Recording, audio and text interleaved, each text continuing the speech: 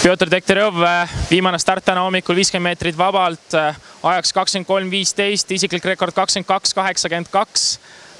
Kommenteeri ujumist. Halb.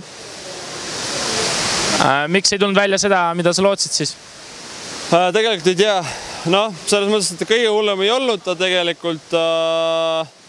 Start oli hea, algus oli hea, aga lõpuks läks kuidagi raskeks või isegi mitte raskeks, vaid ma ei tea, kuidagi jäi see nagu teravus lõpupoole ära.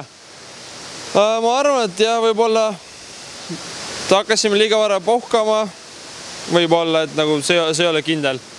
Ja üldse ma arvan, et ma harjun alles nende uute treeneritega, uute kavadega, et ega see niimoodi üle päeva ei käi. Et mis halvasti see uuesti ja eks uuel hooajal vaatame. Tehniliselt sa ütlesid, et 100 meetrit vabalt oli päris hea. Kas 50 meetri kooli käid ka tehnikaga rahule? Jah, tõmme oli hea. Pikk algusest lõpuni ja ei läinud rapsima. Et selles mõttes see oli hea. Et sellega võib rahul olla. Kuidas võistlused kokku võtad? On ka paremad olnud. Mis nüüd siis teha, et järgmistel tiitlivõistlustel oleks juba Pjotr Dekterjov poolfinaalis? Tuleb ennast kokku võtta, trenni teha ja kindlasti pean tööd tegema oma vaimse poolel, et seal on nagu kõvasti tööd vaja teha.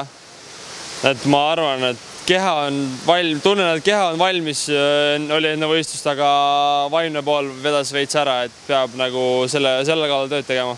Talvel lühiraja maailmeistrivõistlustel eesmärk on pääseda eelujumistes edasi?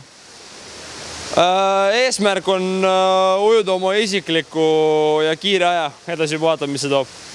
Mis järgmise hooaja suurim eesmärk on?